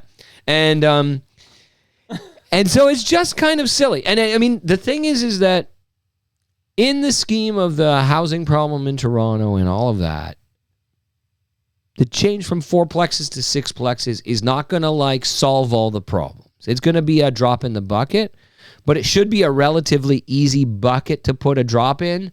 And the fact that our city council like makes it so hard and that basically the majority of the city is going to be excluded from this, it shows like it's such an uphill battle, and the people we have there are just unwilling to fight it, unwilling to even put their dukes up, right? So that was the problem with that vote more than, I mean, it would help. Like 6-plexes would help. For sure. But they're not going to solve things. So it's not like, oh, suddenly there's going to be like great rental apartments at half the price. It's going to be like, oh, incrementally there'll be more. And the new ones that are built are almost always by definition, because an investor is spending the money to build them, going to be at the higher end of the market.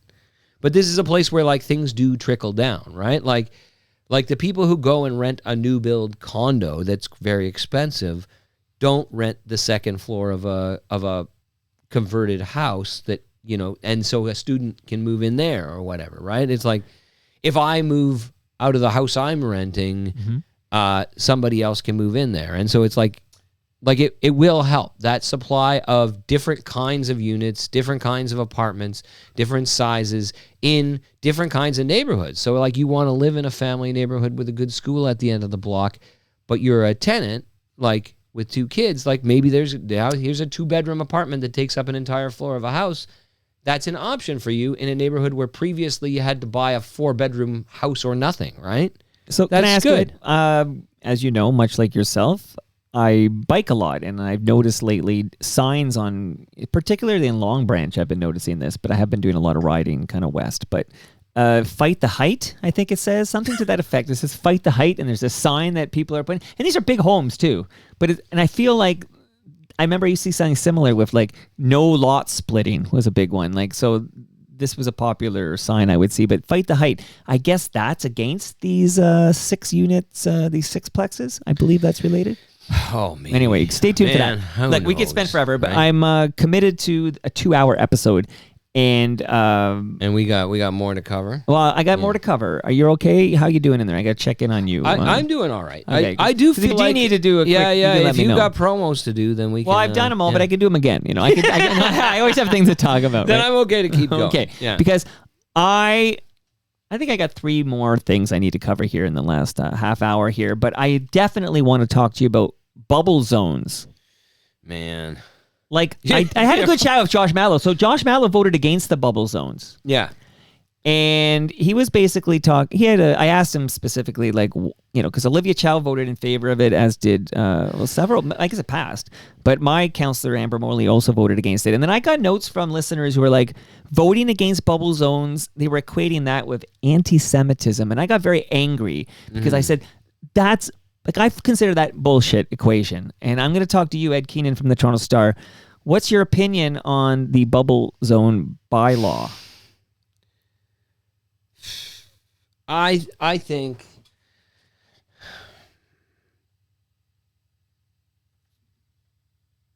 that in the form it was passed, it's unlikely to provide any kind of valuable new tool for actual policing of the problems that were emerging, right? The kind of vandalism or violence or people actually being blocked from doing what they need to do by, you know, these protests and all of that.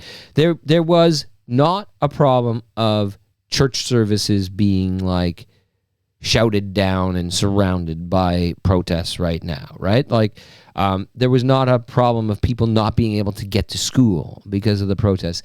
And were there such a problem, existing laws cover them. It is actually illegal for a protester to block access to a site, right? Right. Like, I do think that the obvious precedent that existed for I don't even know if it was called bubble zones at the time, but for banning certain protests from certain types of places is abortion clinics, right? Right. And the context for that was that in the 1990s, at the time when that was being discussed, abortion providers were being murdered across North America, and there were daily protests that physically blocked the entrances to abortion clinics, like on their property, blocked or across the front, and harassed, like actively harassed people who were going in there to try and get abortions, right? Right. And it was a everyday, all day phenomenon across the city, and in other cities in North America. And so the idea that you have to have your protest over there across the street, you can't come in front, was responding to an actual problem that had been identified. I don't feel like that criteria was met in this case. And so I don't feel like it's actually going to provide any really new effective tools to police the type of protests that have become occasionally problems, or the affiliated like movement adjacent kind of vandalism that hasn't been happening as a result of protests, but you could see as resulted, right? Like if people are graffitiing things and breaking windows and firebombing or whatever, right? That's not happening at protests, and so I don't think the bubble zone law solves any of those problems either, right? And I do think it's like just a particularly loaded debate, because I think someone like Josh Matlow, who is Jewish, also represents a lot of Jewish constituents, is in a place where a lot of those people feel like they are being targeted and harassed by the anti-war movement, the anti-Israel, anti-Israeli government, like anti-Zionist movement that is the actions of staging Israel a lot of protests now, right? In the like Middle they East, feel particularly targeted by it. They feel particularly vulnerable.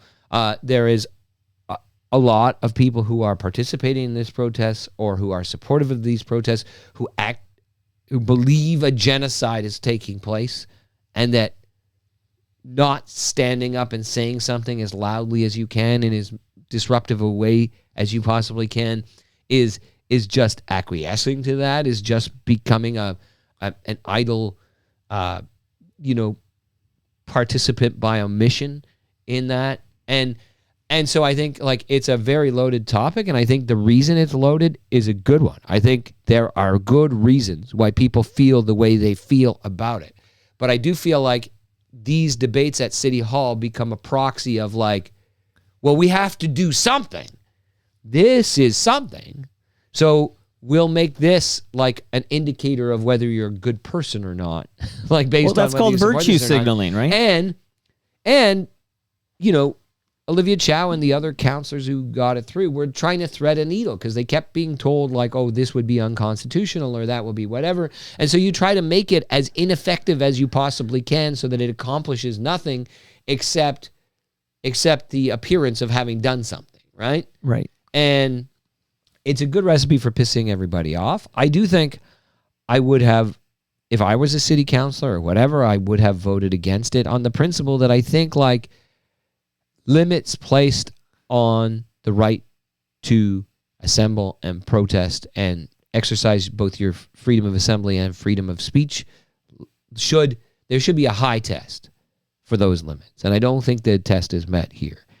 And so that's what I think. Well, to surmise your thoughts there, and correct me if I state anything inaccurately here, but you're suggesting this bylaw is likely not constitutional, right? Well, only because I read your piece in it. I think likely not constitutional, or it may have been made technically constitutional in ways, but I think it violates the spirit of those constitutional protections anyway. Okay, yeah. But possibly and likely not constitutional, yeah. And the counselors and Olivia Chow, who voted for this, were well aware of that. Oh yeah, they had the legal advice from the city. Right. Yeah. And possibly that the main purpose of voting in favor of these bubble zone bylaw would be to score political points, which some people refer to as virtue signaling. Yes, I think that that's the case. Okay, which is why when I get a note, and I respect all listeners, and this particular listener comes out to events, and I like him very, very, very, very much. But to suggest that a councillor like Amber Morley is anti-Semitic because she votes against bubble zone bylaw is not only unfair to Amber Morley, I think it's a ludicrous equation to make, and that you need to ask for the reasons why, and then and like Josh Matlow, who is a proud Jewish man, he explained to me on Toronto Mike why he voted against it, and it makes sense. And you wrote about this in the Toronto Star because you write about lots of things in this city in the Toronto Star. Yeah, and I mean, I think beyond that, right? Like, this is not a bubble zone law that deals specifically with the protection of synagogues and Jewish day schools or whatever. This is not a bubble zone law that applies specifically to anti-Zionist or pro-Palestinian protests. This applies to all protests, everywhere, all houses of worship, all places of education, right? It is not content specific. And I mean, and that's part of what would make it more constitutional, than, like more, not absurd, but it's also part of what makes it all the more dangerous. It's not like we have had a problem in this location and we're solving this problem. We are applying a new principle to protesting in Toronto that will apply to everything, including, say, Israel support rallies, right? Or whatever it is that you're in favor of, Mike, whatever it is that your listener is in favor of, if they're ever to go to the wall to try and protest that, this law will apply to them too, right? Right. And it is sad, though, that living in 2025 that we have, and I had this conversation recently with Steve Simmons, actually, it was, I think, on Friday, but that people who disagree, with policies from Israel and Netanyahu and have very fair criticism. You use the G word, genocide. Some people believe it is that. There was a fair criticism of this particular country's policies. But to take that, protest of Israel and their policies in the Middle East and somehow apply that to people who are proud Jewish people in Toronto, another false equation. I mean, it's like not fair to anybody of the Jewish faith in this city. Yeah. So it is shitty that my Jewish friends are, my good friend Avi, who told me he was spit on, for example. Like, this is shitty because, as Ralph Ben-Mergi and I have talked many, many times, you can be a proud Jewish person and vehemently disagree with policies of Netanyahu in Israel. I would hope so. Let's stop making so much sense here, Ed Keenan. Oh my goodness. Okay. I'm going to before I read this, Eglinton, we won't spend too much time because every time you come over, we talk about Eglinton Crosstown. Okay, but this hasn't been published yet. So here's a preview for some people. It's coming up, I think, this coming weekend, but sometime soon, within the next couple weeks. No, I'm sorry, not the opening of the Eglinton LRT. No, because it's opening in September, no? I walked across the entire city, the length of Eglinton Avenue, and then Eglinton Avenue in Scarborough ends at Kingston Road a few kilometers from the lake. So I actually started at Rouge Beach. I started at the Pickering border at the easternmost point in Toronto on Rouge Beach. I walked to Eglinton Avenue and then across Eglinton all the way to the Etobicoke Creek at Centennial Park. That's a long walk. Which is the westernmost point in Toronto. I did not do it all in one day. It would be like a marathon. I thought it was one. I could do it in one day. Sean McAuliffe style. Yeah. Well, it was Sean McAuliffe style, but I didn't marathon it. Like, the plan originally was I was going to do it all in one day and write about it. And then I thought the stunt of that would be fun, but you actually can't. I would be trying to make time, right? Like, I could physically walk that distance, but I would be like trying to rush along. And I wanted to be able to like ponder the city and look at the city as I walk through it. And so, but I did have a lot of time to look at the Eglinton Crosstown LRT, which is, as we're told, like appears to be finished. They were not running any test trains on it while I was there. It was like the day that it was announced that the TTC had been taken over, I was there. But I got a good, hard look at the infrastructure of it, and supposed to open in September, and yet my colleagues at the Star reporting that there may be some further delays, although I don't... Shocking. I mean, like, don't count your streetcars until you see them in service. That's really the rule in Toronto. It was when we were getting the new Bombardier streetcars. It is now with the Eglinton Crosstown, and like, let's not even think about the Finch West LRT, which also appears to be completed, but who knows what's going on there. So, okay, so this September opening date, which is a new development, even to have a September opening date, that happened since your last visit because you're here every quarter. For those who don't know, a quarter is every 3 months, right, Ed? Every 3 months, okay, that's right. Some people are confused by that. Okay. And that's the lead time we were going to be told, like, that when Metrolinx would announce the opening date. And then they didn't really announce it. They just kind of like, there was like some leaks that said it looks like September, and then the premier himself is like, well, yeah, that's what I'm told. And then Metrolinx has said that, but the TTC hasn't taken it over yet. Like, they're in the process of doing their own testing and training, and like, so it should be September, but I don't, unless I missed something, and I have part of the reason you're asking me some questions of things that I feel like I should know and I haven't seen that yet is that I've been like a lot of vacation days recently. Sure, of course. Like, I've been in and out because it's that summer time of year. Right. But unless I've missed a very recent announcement, like, TTC doesn't have a date yet for when they are going to put it into service and people can ride it. But September is vaguely, when it's been confirmed by all around, is the target now. Well, Ed Keenan, your next visit to the basement here is the first Thursday of October. It's not a very convenient route for me to take the Eglinton Crosstown LRT to get here. But let's say you and I may well have been able to ride it already by then. Well, make a prediction. I'm making you do a lot of predictions. When you return here in the early October, will the Eglinton Crosstown LRT have opened? This is like one of those over-under bets where I think actually first week of October, I'm going to say it will not be open yet, but it will likely, like, we'll have a more firm date. And everybody's going to be disappointed that it's not open yet, but it is going to open soon. At that point, after 15 years of waiting or whatever, it becomes like 1 month is a relatively minor delay. So, well, my money will be on not open yet. So. You just earned yourself another Ridley Funeral Home measuring tape, Keenan, courtesy of Ridley Funeral Home. And Brad Jones has an excellent podcast, Life's Undertaking, and people should subscribe and enjoy Life's Undertaking. How many of those do you have now, Ed?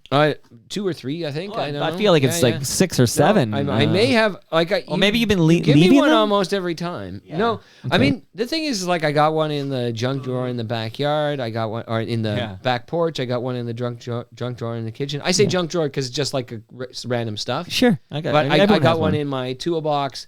I got one like your glove compartment. We got one, yeah, like everywhere where you would need to measure something, right? And a full-on tape measure is not the tool. Yeah, it's nice and light and small there. Okay.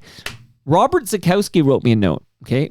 Hello to Robert. And I'm going to read it to you. It's a little long here, but we're still going to hit our 2-hour deadline, I can assure you. Toronto hasn't held an open streets program since 2022, with active TO being scrapped in June 2022. And open streets TO only having one event instead of 2 on August 21st. Current count. Oh, am I getting this right? Okay. This is a long one. 2022.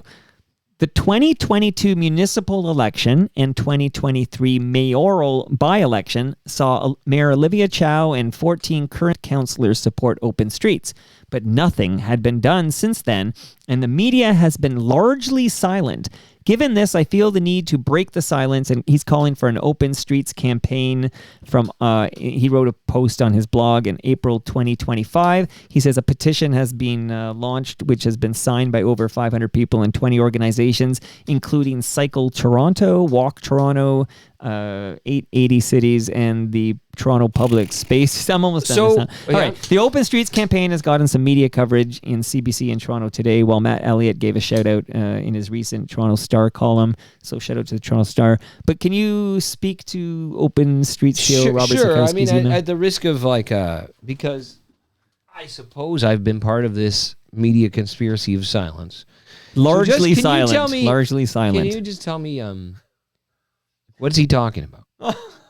Like, what does open streets mean?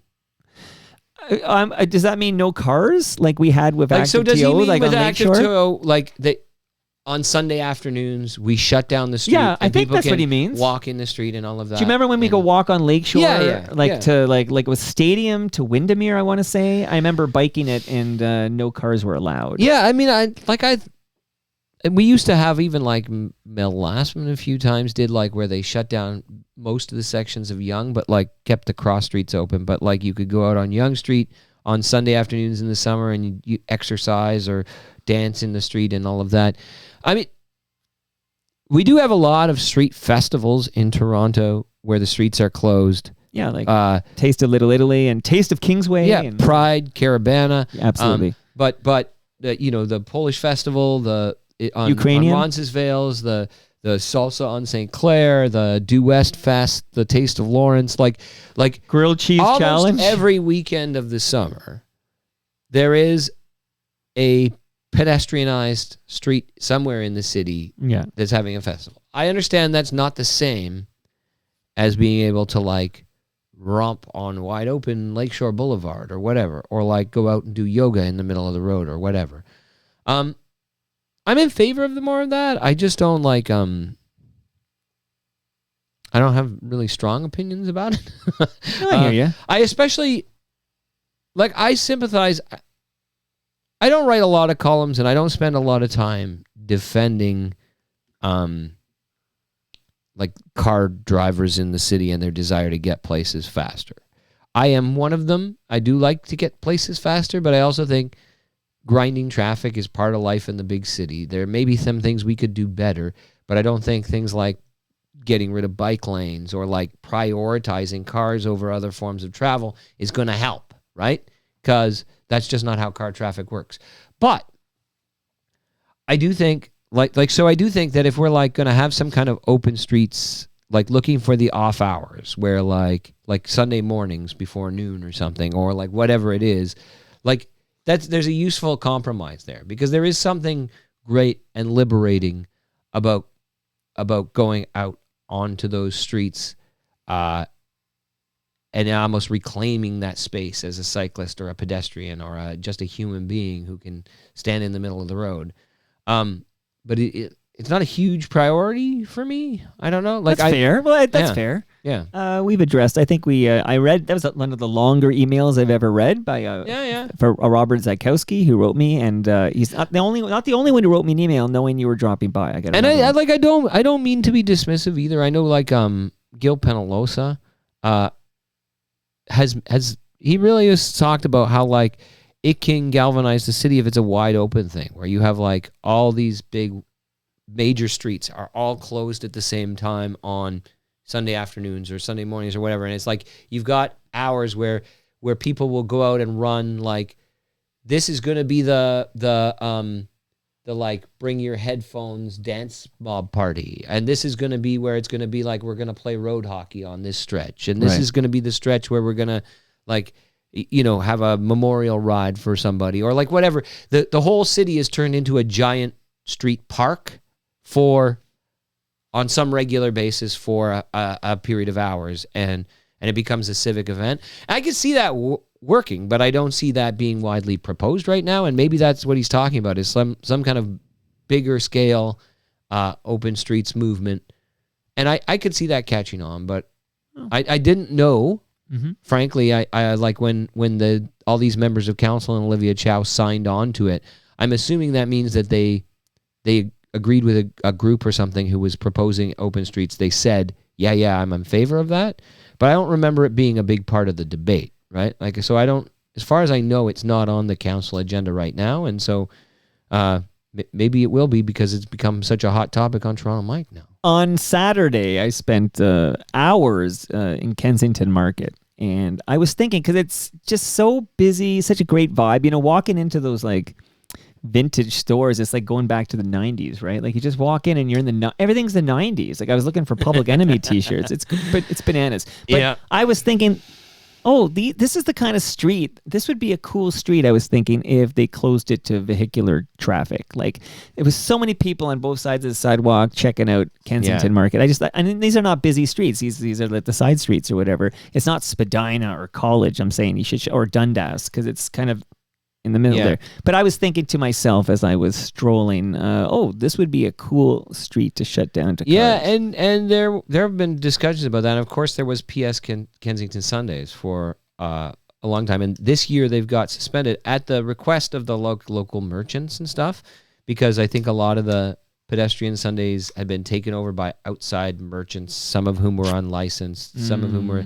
Like, the question with a place like Kensington Market is that I'm not sure what problem pedestrianizing it solves.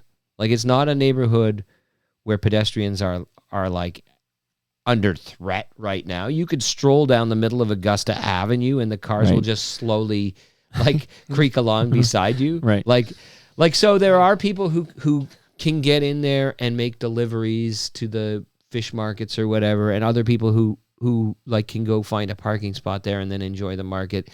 But I do feel like it's already a pedestrian dominant zone.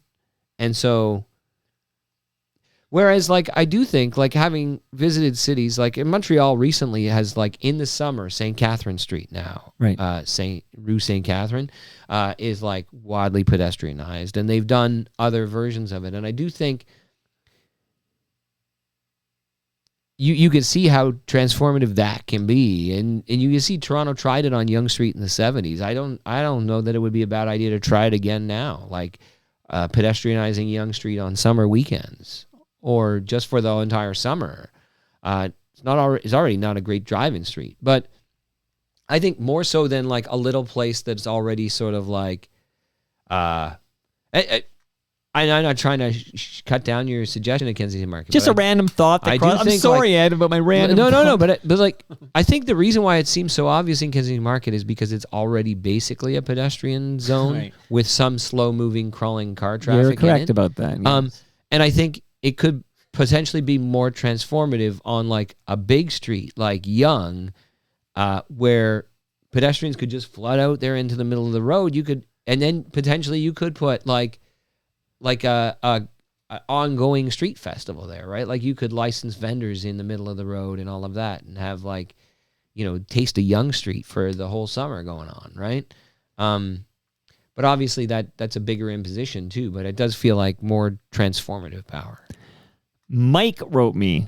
There's a lot of Mikes. I don't know if you know that. Yeah. A lot of Mikes out there. I have a bunch in my family. Yeah, it's very confusing, but that's why I'm Toronto Mike. There's only one Toronto Mike, okay? Remember that. Mike wrote me to say, the next time you're talking with Edward Keenan, so that's respect, right? He says, you're an Edward. I think of you as an Ed, to be quite honest, but you're an Edward, and Mike knows it. Okay. Next time you're talking with Edward Keenan, ask him about, and this is Mike's words, ask him about all the god-awful graffiti polluting the city, and what, if anything, can be done about it, and why do you never actually see someone painting the graffiti? Someone literally scaled one of the pillars on the span bridge over the DVP to write hero, and I'm like, how? Yeah, well, I mean, I think not just in Toronto, but in cities around the world, there are like whole documentaries and investigations and subcultural phenomena written about the daredevil taggers and graffiti artists. There's some distinction between somebody who scribbles like a picture of a dick or like their initials, and somebody who creates like what they consider to be a mural with like a lot of detail in the art and stuff. But like, I mean, they're very good at getting away with it, and when they do go like up on those high points, the difficulty is part of what gives them bragging rights, right? And doing it in ways that allow them, like, to the property owner doesn't see them do it, the police don't see them do it, the neighbors don't see them do it. How did it get there? I mean, that's part of the appeal for them. And as far as I can tell, the only way to stop it is to just paint over it immediately. Like, it has to be so, like, if you own a business and somebody graffitis the front door, and you paint it every morning, I mean, that sucks that you should have to do that, right? But if then at a certain point, they go, it's not worth my while to do this anymore, right? Because nobody ever sees it. That's what it used to be a big problem on the New York subway system, right? And it was in the 90s because people thought it was a unsolvable problem. The outside of subway cars was just covered in graffiti. Right. And so they actually literally implemented a system where those cars are cleaned at the end of every run. It's like, imagine on the Toronto subway system, a car is power washed at Kennedy every time it arrives there before it goes back the other direction, right? And that's what finally broke out that habit, right? Because otherwise, people will just keep coming and doing it. So, I mean, I wish for this letter writer's sake that there was an easier answer about it's already against the law to vandalize with spray paint like that. Right. It's already, but I don't know anyone in any city that's like really solved the problem. I guess you could try to have harsher penalties like Singapore or something, but I don't know that actually works. And I don't know that there's a lot of public outcry for that. But it is something that makes you wonder when you look around at, especially, how did he get up there to do that? How did some dude even get that there? So, yeah. No doubt. Like, so personally speaking, to me, it depends where the graffiti is. A lot of the graffiti in the city, I simply don't mind. Like, I feel like, oh, this is a big city thing. It's kind of like part of hip hop culture, and I'm kind of down with it or whatever. But my passion is I hate it if I see anyone graffiti like rocks. Yeah. Or, you know what I mean? Like, nothing's worse than like you're a out of the beach hike. and somebody's like graffitied like a cliff face, like the escarpment. You know, it's like come on. Like that to me is like, then I get it. And then I think about the Naked Gun, right? Which, by the way, there's like a reboot coming out this summer. I don't know. I saw like the trailer for it. Like Liam Neeson takes over the Leslie Nielsen role, Naked Gun. I don't know if you saw these trailers or whatever, but I think it's Naked Gun where they had a anti-graffiti wall, like where graffiti artists would spray paint the wall and the wall would spray paint them back. Was that Naked Gun? Like I think that's Naked Gun. I don't know. I don't remember it from Naked Gun, so why do I remember it a Naked great. Gun? But yeah, I feel like maybe Naked Gun and I've just forgotten it. Kennedy or I missed it. It's possible yeah. I just missed the joke. Did you know that Mel Brooks is teasing a Spaceballs sequel? Sequel? It's about time. Isn't that amazing? Yeah, it's going to be all CGI, I guess. No, and Mel Brooks is going to direct it himself, right? This is not like a... he's involved. He's 99 years Disney old. Disney taking it over. No, because, I mean, I was thinking of the cast. Like, they're all in... I mean, obviously, John Candy's gone. And Jane Fonda, wasn't she like the C-3PO? Right. She's no longer with... But it is interesting, these movies like Naked Gun that we grew up with. Like Naked Gun and Spaceballs. These were a couple of like 80s comedy staples. They're kind of being rebooted. It'll be interesting to see what they do with these movies. It's funny that the like total like recycling culture of movies has come for the spoof movies now, right? Because it was like there's no more original IP left, and now even the ones that made fun of the old school IP are being repurposed. So. Well, I still think all the time about that Spaceballs scene when they were watching the VHS copy of the movie they were making, and then they fast forward, and then they said, "Now we're at the part where." That's right. Yeah. It's like, I don't know. It blew my mind back then, and it blows my mind today, and I kind of reference it all the time. But Ed, is there anything you wanted to talk? Oh, I hit the target, by the way. I think I have a couple of minutes to spare. Was there anything you wanted to talk about, and I didn't even ask you about it? Because we don't talk before these episodes. Yeah. No. I don't think so, and if so, I'll make it a top of the agenda thing next time. If I'm on the driving home and think, I meant to mention that, but I think we ran through all that and more. Should we talk? I mean, I kind of prefer you come in cold, and then I have things I want to talk about. But if there was ever anything you wanted to talk about, you could seed it with me. Yeah, but not only that, like. I wanted to ask you about the new pitcher on the Toronto Maple Leafs. Ayami, who's a lovely woman. I did. So I don't even need to seed it to you. I just brought it up. Like, you can always do that. Because I always think it's just like the magic of it is just like a conversation, and people get to listen in. It's like if people know that if it's not already obvious, there's no like pre-interview, there's no agenda we have. This is just a random. But I do have You have an agenda. I have you a just Google don't share document. It with me. I don't share it with you, but I have a Google document, And literally, I'll go on a bike ride and I'll have a thought like, I had a couple more emails from listeners, but I'll have a thought. Oh, I got to ask Ed. I was going to ask, I didn't even bother. I was going to ask TTC as a new CEO, but then even I felt let's bored talk by about the that whole next thing. time. Yeah, I felt bored by that. And there's a quote I pulled from Edward Keenan of the Toronto Star. And the quote was, cycling to work is an absolute joy. Did you write those words, an absolute joy? I did, yeah. I love cycling to work. I try to. I don't do it every day, but the days I do it, I arrive at work in a good mood. And you have a pedal. I'm curious about your bike. It's pedal powered only. Yeah, not that it matters. I most often when I cycle to work, I use a bike share bike. Oh yeah, yeah. It's Cam Gordon style. So my wife, who works near York and Queens Quay, and you know where we live, she recently bought an e-bike because she gets help getting there and back. She loves it, and it's become this she's talking to me like I didn't know how much fun it was to ride the waterfront to York and Queens Quay, and I'm like, I've been talking about this for 12 years, but now she's doing it with her e-bike. But those pedal assisted e-bikes, you still get exercise, and yet you don't have to sweat your way up a hill. So it's up to the rider how much pedal power they want to employ or whatever. But we went to see the best TFC game of the season at BMO Field, and I rode my bike, and my 9-year-old rode her bike, and my 11-year-old rode his bike, and Monica had the e-bike, and then she's like, this is the way to go. Beautiful summer ride on the waterfront. What a great city we live in, Ed. Some days I think so. And that, under 2 hours with Ed Keenan. Holy smokes. The things that we consider achievements. That brings us to the end of our 1726th show. Go to torontomike.com for all your Toronto Mike needs. Much love to all who made this possible. That's Great Lakes Brewery, Palma Pasta, Toronto's Waterfront BIA, watch your head, Ed Keenan, Toronto Maple Leafs Baseball, RecycleMyElectronics.ca, Building Toronto Skyline, and Redley Funeral Home. Thanks to everybody who joined us on the live stream. Don't look up Ayami Sato's ERA because I mentioned she got lit up in the second outing, and the ERA is not flattering, but she had a great first start. I witnessed it. See you all tomorrow when my special guest is Scotty Mack.